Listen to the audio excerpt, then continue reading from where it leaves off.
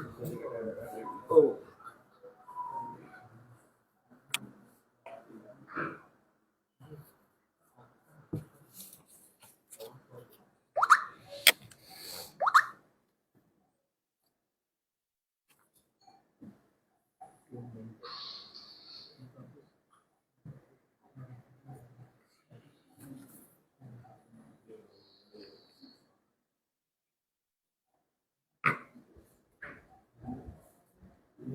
अरे हमारे सभी प्रिंट इलेक्ट्रॉनिक मीडिया के साथीगण और हमारे जिले के अध्यक्ष भाई बलदेव ग्रोवर जी, रानीवाल जी, जगदीश जी, विजय जी, सभी साथीगण, गुजारा साहब, सबका बहुत बहुत स्वागत। और आज मुख्यतः क्योंकि आप सबने देखा है केंद्र की सरकार एनडीए का ये 11वां बजट पेश हुआ है। तीसरी बार मोदी जी के नेतृत्व में सरकार बनने के बाद हमारा बजट कुछ दिन पहले आया और अभी भी बजट पे चर्चा चल रही है संसद के अंदर, दोनों सदनों के अंदर। और आप सब जानते हैं कि किस तरीके से लगातार देश को विकसित भारत बनाने के लिए, आत्मनिर्भर भारत बनाने के लिए, सशक्त भारत बनाने के लिए सरकार की कोशिश है। और वो समय भी था जब 2020 में महामारी इस देश में आई, कोविड पेंडेमिक के नाम से, और बहुत बड़ी चुनौती थी। लेकिन उसके बावजूद भी आज हमारा देश लगातार पिछले 3 वर्षों से 8% आर्थिक गति के साथ, जीडीपी की वृद्धि के साथ हम 5वीं बड़ी अर्थव्यवस्था है। और मोदी जी का ये संकल्प है कि हम अपने इस तीसरे कार्यकाल में, तीसरा जो भारतीय जनता पार्टी की सरकार है केंद्र में, उनके नेतृत्व में, इसको दुनिया की तीसरी बड़ी अर्थव्यवस्था बनाने का काम करेंगे। महासंकट से तो निकाला ही देश को, और अब आगे और बढ़ाने का काम लगातार सरकार का है। 2013-14 में आप सब देख भी रहे हैं और पत्रकार साथी बैठे हैं, प्रबुद्ध लोग हैं, तो इस बात को जानते हैं कि उस समय जो यूपीए का बजट हुआ करता था, मनमोहन सिंह जी की सरकार का आखिरी बजट, वो 16 लाख करोड़ रुपए का था। आज 3 गुना बढ़कर के 48 लाख करोड़ से ज़्यादा का हमारा केंद्र की सरकार का बजट है।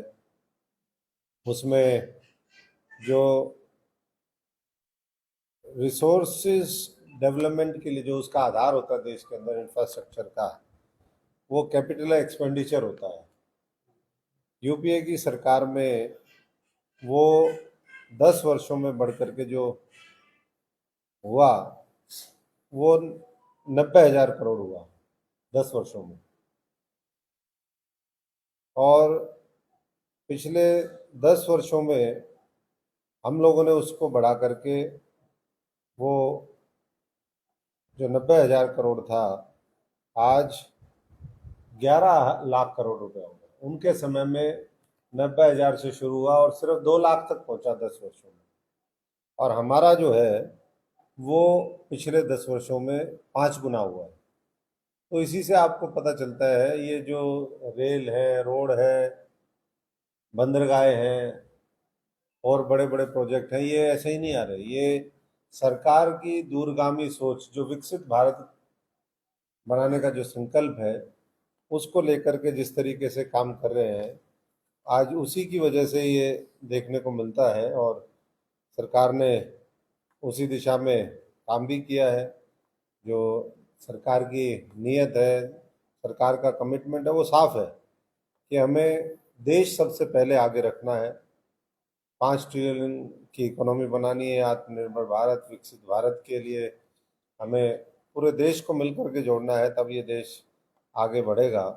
और उसके लिए मैन्युफैक्चरिंग है, उस सेक्टर को बढ़ावा देने का काम किया है, एमएसएमई को बढ़ावा दिया, एफडीआई को, जो विदेशों से इन्वेस्टमेंट आती है उसको सरल किया, लॉजिस्टिक्स पार्क बनाए, PLI स्कीम वो अनाउंस करी। और रेलवे के बजट में पिछले अगर हम देखें, UPA की तुलना करें, तो हमारा रेलवे का जो बजट है वो 8 गुना बढ़ा है। जो हमारा हाईवेज का बजट है उसमें भी 8 गुना बढ़ोतरी हुई है। जो कृषि का बजट है वो 4 गुना बढ़ा है। जो डिफेंस का बजट है वो 2 गुना बढ़ा है। और ये रिकॉर्ड बढ़ोतरी के साथ साथ जो टैक्स में भी रिकॉर्ड कटौती वो सरकार ने करके देश को आगे बढ़ाने का जो संकल्प है उसको आगे बढ़ाया है। गुड गवर्नेंस की बात करें, और उस समय 2014 में किस तरीके से अगर MSME है तो 1 करोड़ रुपए तक उसमें जो है प्रिजेंटिव टैक्स देना पड़ता था, जो आज इस सरकार ने बढ़ा करके 3 करोड़ कर दिया। कहीं ना कहीं 3 गुना उसमें भी देखने को मिला। जो कॉरपोरेट टैक्स है UPA के समय में 30% होता था, आज 400 करोड़ रुपए तक सिर्फ 25% टैक्स देना पड़ता है। इसी तरीके से जो बजट होता था वो दिखाने के लिए तो बहुत मोटा तगड़ा हेल्दी वैसा होता था, लेकिन उसकी घोषणाएं जमीन पर नहीं उतरती थी पहले की। और आज मोदी जी के इन 10 वर्षों में हम सब ने देखा है कि घोषणाएं जमीन पर उतरती है और हम लगातार आगे बढ़ते जा रहे हैं। और एक संकल्प इस बजट में ये भी लिया गया है कि हम 100 बड़े जो इंडस्ट्रियल टाउनशिप हैं वो देश में लगाने का काम करेंगे, 100 बड़े शहर। और जो वर्तमान में बड़े जो शहर हैं, औद्योगिक नगर हैं, हमारे बड़े मैन्युफैक्चरिंग हब हैं, उनका भी किस तरीके से और आधुनिकरण हो, वो और आगे कैसे बढ़े, उनको किस तरीके से हम जो पर्यावरण की ज़रूरतें हैं, क्लाइमेट चेंज को किस तरीके से रोका जाए, जो पोल्यूशन है उसको किस तरीके से कंट्रोल किया जाए, उन सब के हिसाब से उनके अंदर भी बड़ा बदलाव वो किया जाएगा और अपग्रेडेशन उसमें होगा। और आज पूरी दुनिया इस बात को मान रही है कि हम एक बड़े ग्लोबल प्लेयर की आज भूमिका पूरी दुनिया के अंदर निभा रहे हैं। तभी 5 में से हम तीसरे स्थान पर पहुंचेंगे। और वो समय भी होगा जब देश अपनी शताब्दी मनाएगा आज़ादी की, तो हम विकसित भारत के नागरिक होंगे। विश्व की प्रगति का जो आधार है आज वो कहीं ना कहीं भारत से निकलता है, भारत की नीतियों से, निवेश से, निर्णयों से, उसके नेतृत्व से। और इसीलिए जो है वो इन्वेस्टमेंट और इन्वेस्टर फ्रेंडली हमारी नीतियां हैं। फ्रेंडली चार्टर तैयार करने जो पीछे नीति आयोग की मीटिंग थी, जिसमें पूरे, क्योंकि हमारा फेडरल स्ट्रक्चर है इस देश का, जो संघीय ढांचा है, और राज्यों की भी भूमिका है, केंद्र की भी भूमिका है, तो उन्होंने मुख्यमंत्रियों को भी सबसे आग्रह भी किया और उनको पूरा सपोर्टिव आने वाले समय में आश्वासन भी दिया कि हम हर तरीके से, आप सब लोग पूरी मजबूती से नीतियों में स्पष्टता लेकर के आए, माहौल तैयार करें, कंपटीशन उसके अंदर हो, ताकि हम देश को बहुत तेज़ी के साथ आगे बढ़ा सकें। और जो पूरा फोकस है वो तो आपने देखा है, युवाओं के ऊपर है, कृषि के ऊपर है, स्किल डेवलपमेंट के ऊपर है, रोजगार देने के ऊपर है। और जब देश आज़ाद हुआ तो आप सब जानते हैं कि एक गरीब हमारा देश था, लेकिन जब देश हमारे 100 साल मनाए आज़ादी के, तो आने वाली पीढ़ियां गर्व से जिए भी, आगे बढ़े भी, इस तरीके का माहौल बनाने की लगातार कोशिश है। और अ, मैं इतना ही कहूँगा, क्योंकि आपके सवालों में भी उसके जवाब आएंगे। 25 करोड़ लोगों को गरीबी रेखा से ऊपर उठाने का काम इस सरकार ने वो किया है। और आगे मुद्रा योजना, तमाम दूसरी योजनाएं, 2 लाख करोड़ रुपए का स्पेशल जो पैकेज है, PM पैकेज, वो सरकार ने घोषणा करी है, जिससे 4 करोड़ युवाओं को सीधा लाभ मिलेगा। और इसमें आज देश में हम देख रहे हैं करीबन 1,40,000 स्टार्टअप्स आज हैं। और होलिस्टिक कॉम्प्रिहेंसिव किस तरीके से पूरा प्लान बने, ये सरकार की कोशिश है। मैं एक बार फिर तमाम साथियों को, क्योंकि एक महत्वपूर्ण बजट आया है, तीसरी बार मोदी सरकार केंद्र में जो आई है, उसका एक बार फिर आने वाले समय में इस देश को आगे बढ़ाने का, विकसित भारत बनाने का जो संकल्प है, उसके साथ सब लोग जुड़ कर के काम करें। ये हरियाणा भी तीसरी बार मजबूत सरकार लेकर के आए, ताकि मिल कर के एक सिनर्जी के साथ, एक तालमेल के साथ हम आगे बढ़ सकें और सिरसा भी उसमें आगे बढ़े। क्योंकि हर जिला, हर इलाका, हर शहर जब आगे बढ़ेगा तभी देश आगे बढ़ेगा। ये भारतीय जनता पार्टी की सोच भी है और नेतृत्व का संकल्प है। बहुत बहुत धन्यवाद। खबर कि आपने कहा कि पिछली बार विधानसभा में तो आपका भी इसमें रहेगा कि विधानसभा चुनाव लड़ सकते हैं, या आपका भी इसमें रहेगा? आप तो विकसित भारत में बहुत छोटे उस पर आ गए हैं। नहीं, हमारा लोकल स्तर का सवाल रहेगा ना। आज तो मैं इतना ही कह सकता हूँ कि आपका योगदान रहेगा, हम सबका योगदान रहेगा तीसरी बार सरकार बनवाने में। हम पूरी पार्टी लगी हुई है, अपनी अपनी जिम्मेदारियां बूथ स्तर पे, शक्ति केंद्रों पे, मंडलों पे, सब जगह पार्टी की एक्टिविटीज़ हैं। और धीरे धीरे मैं समझता हूँ कि अगले कुछ दिन के अंदर और सक्रियता हर तरीके से आपको पूरे संगठन की, नेतृत्व की, सबकी देखने को मिलेगी, चाहे वो केंद्र का हो चाहे प्रदेश का। विधानसभा चुनाव में आपकी तैयारी है, आपकी अगर मौका देती है पार्टी? देखिए, हम काम करने में विश्वास रखते हैं। जब मैं खुद टिकट बांटने वालों में था, मैंने तब भी हमेशा ये कहा कि भाई, व्यक्ति जब एक बार लड़ लेता तो दूसरे लोगों को मौका देना चाहिए। तो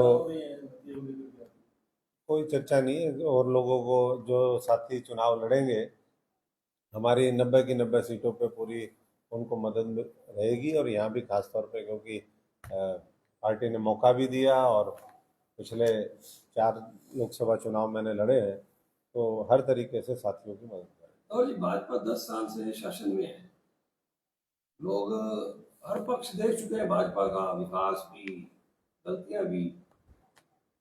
आपको क्या लगता है कि किन मुद्दों पे लोग वोट देंगे? अब आमतौर पे तो 5 साल बाद सरकार बदल दिया करते हैं लोग, अब 10 साल हो गए। देखिए, ये तो बहुत से लॉजिक चलते हैं। पहले एक एक बार होता था, फिर 2 2 बार हो गया, अब हमारी तीसरी बार बनेगी तो उसके भी लॉजिक बदल जाएंगे। ये तो काम अगर अच्छा करते हैं और पूरी मुझे, इस बार का जो चुनाव था वो तो आपने सबने देखा। यहाँ दोबारा उन विषयों के ऊपर हम चर्चा नहीं करेंगे।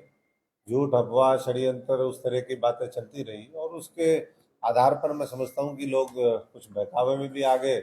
आज लोगों को एहसास भी है उस बात का कि भाई, हमें अगर अपने प्रदेश की तरक्की सुनिश्चित करनी है, भ्रष्टाचार को और भ्रष्टाचारियों को रोकना है जिन्होंने पहले लूटने का काम किया, तो उसके लिए ज़रूरी है कि हम फिर दोबारा भाजपा को लेकर के आए। और हम तो ज़्यादा तभी होते हैं, ये तो एक ट्रेंड ये भी है कि जिसकी सरकार केंद्र में होती है उसी की प्रदेश में बनती है। तो उस ट्रेंड के हिसाब से चलोगे तो मैं समझता हूँ कि एक लंबे नेहरू जी के बाद मोदी जी ने वो सारे ट्रेंड तोड़ते हुए तीसरी बार सरकार वहां पर बनाई है। तो मुझे पूरा यकीन है कि यहाँ भी एक नई शुरुआत होगी और तीसरी बार बनेगी। और केंद्र की सरकार के साथ, क्योंकि हमारा प्रदेश हरियाणा से लगता हुआ प्रदेश है, 3 तरफ से दिल्ली को घेरे हुए है, तो जितना डेवलपमेंट केंद्र की सरकार के साथ मिलकर के संभव है हरियाणा का, हर तरीके से, हर दृष्टि से, वो मैं समझता हूँ कि वैसे पॉसिबल नहीं है। आज पंजाब की सरकार रोज कटोरा लेके खड़ी रहती है, दिल्ली वाले रोज रोते हैं दूसरे। तो ऐसे में मैं समझता हूँ कि वो बड़े बड़े वायदे तो कर देते हैं।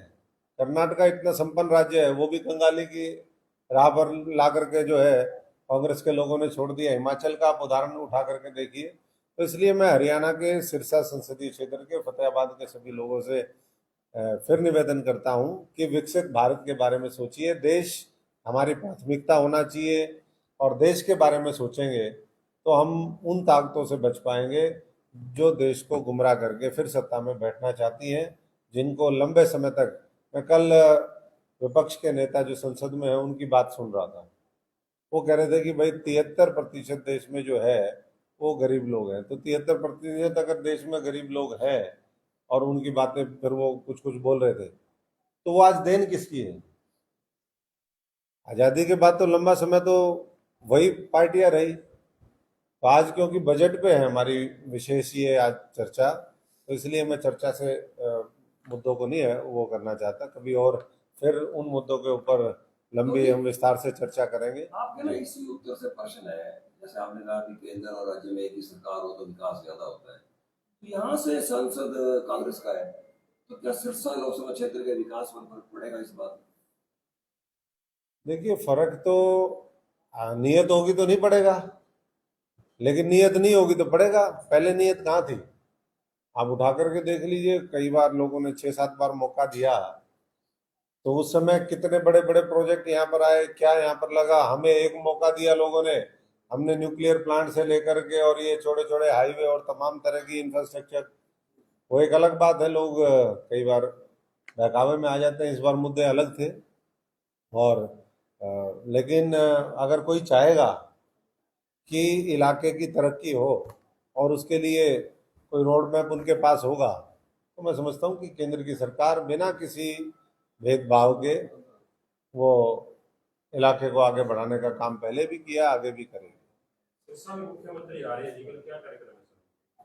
मुख्यमंत्री जी के कल 3-4 कार्यक्रम है। तो हमारा चीला साहब गुरुद्वारा है, लंबे समय से वहाँ की मांग थी, कुछ जमीन जो साथ लगती हुई थी वो सरकार उनको दे।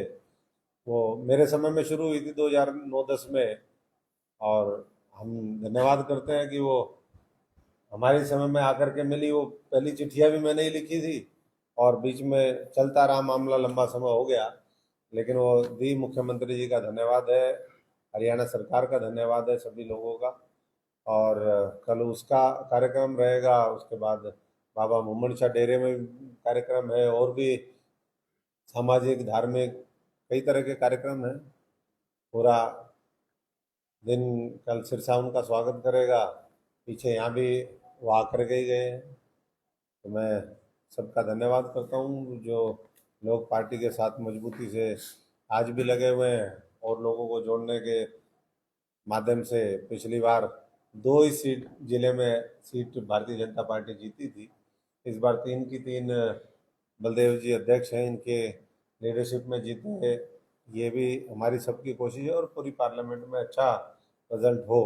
ये हरियाणा फिर दोबारा तरक्की के रास्ते पर केंद्र की सरकार के साथ मिलकर के तालमेल के साथ आगे बढ़े, ये प्रयास हम सबका हो। 25 जुलाई को मुख्यमंत्री जी आएंगे जी, तो चाय पीने के लिए किसी के घर चले गए, उसको लेकर थोड़ा सा बवाल मचा हुआ है, कार्यकर्ताओं में नाराजगी नजर आ रही है, मीटिंगें चल रही है, इसे कैसे देखते हैं? क्योंकि आज तो बजट का मामला है और बाकी तो उनके प्रोग्राम है, वो खुद डिसाइड करते हैं। बड़े परिवार में कई करते हैं। कांग्रेस हिसाब मांग रही है।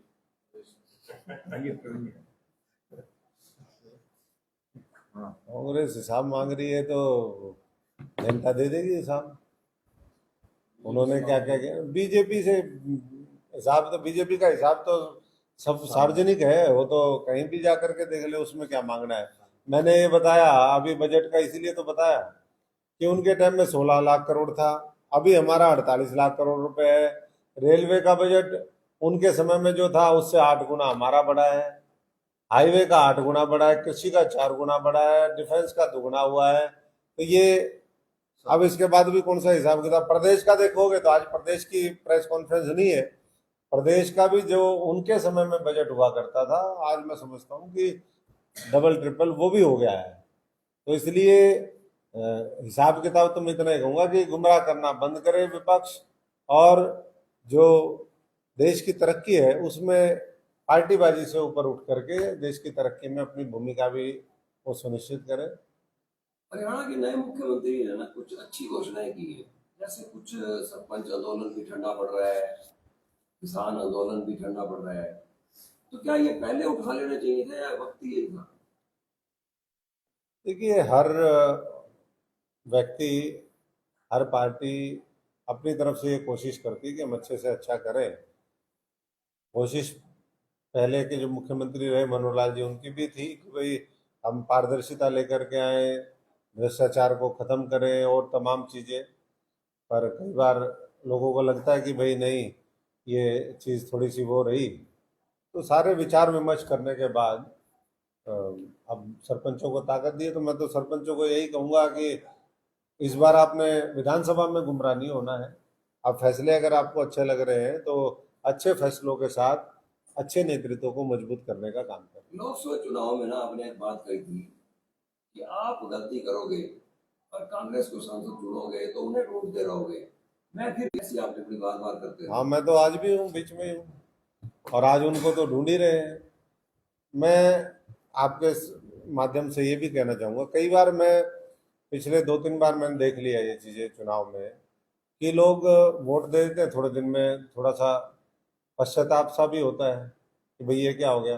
हालांकि कई बार दूसरे बड़े मुद्दे होते हैं, वो कुछ लोगों का गुस्सा होता है, लेकिन मैं उनको ये भी कहता हूँ कि भाई कम से कम जिनको चुना है उनसे 2-4 साल काम तो लो। आप 1 महीने में ही उनसे छिक लेते हो, ये भी कोई अच्छी बात नहीं है। 2-4 साल उनके साथ समय बिताओ, खुश रहो, फिर उसके बाद वो करो। और अगर 1 महीने में ही वो था तो भाई इतनी जल्दी वो एहसास कैसे हो जाता? वो एहसास वोटों के समय पे क्यों नहीं होता? तो एहसास तो है लोगों को कि गलती हो गई। गलती हो। तो ये सभी साथियों का ना, सभी साथियों का एक क्वेश्चन है, उसका थोड़ा सा तो जवाब दे दो। हाँ, यहाँ लगातार इस बीजेपी कार्यालय में मीटिंगें हो रही हैं, ठाकुर भवानी सिंह को प्रदेश किसान प्रकोष्ठ से निकाला जाए। अब मुख्यमंत्री ने ठाकुर भवानी सिंह के घर चाय पी के कोई गलती की है? देखो ये सारे साथी बैठे हैं, क्या इनके मुद्दे हैं? मैं संगठन की तरफ से परिवार की बात है, हाँ, परिवार में रहना। मैं संगठन में तो कोई पदाधिकारी हूँ नहीं, लेकिन सबको लोगों को बड़ा दिल रखना चाहिए। हर तरफ से जो है पार्टी संगठन एक परिवार है, और सब लोगों का उसमें मैं समझता हूँ कि एक दूसरे के साथ बेहतर तालमेल होना चाहिए। ये जो कांग्रेस के कीटाणु हैं, जो खराब वाले हैं, उसका प्रवेश इधर निषेध लिख, दरवाजे पे एक लिख दो, कांग्रेस के कीटाणुओं का प्रवेश निषेध।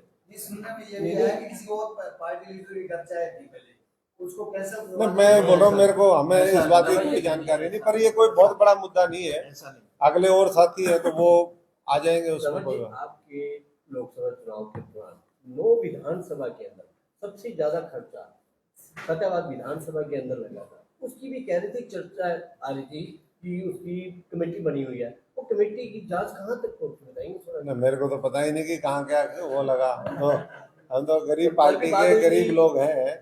खर्चा तो कांग्रेस वालों ने जो है काला धन जो छुपाया हुआ था वो निकाला है इसमें, इस चुनाव में। हमारे यहाँ तो बस अपना गाड़ियों में थोड़ा बहुत तेल डल गया, कुछ प्रचार प्रसार सामग्री छप गई, इतना ही है। साधारण सा चुनाव हम सब लोगों ने मिलकर लड़ा है। हमारे में यहाँ बीच एक बहुत ही शरीफ पत्रकार है, कभी क्वेश्चन नहीं पूछता। योगेश एक क्वेश्चन पूछ यही पूछ रहा है कि पत्रकारों के लिए कोई आवाज उठाएंगे बजट में आप? ये इसका चैनल बहुत बढ़िया चलता है, AMPM है इसका। कोई नहीं जी, बहुत बहुत धन्यवाद जी। अच्छा, अभी मुख्यमंत्री जी ने बहुत अच्छे काम किए पत्रकारों के लिए, अभी बहुत कुछ किया। मुख्यमंत्री ने तो एक कॉलम में 400 एप्लीकेशन भेज दिए। हाँ जी। अच्छा, किसी अवसर में मनोहर लाल जी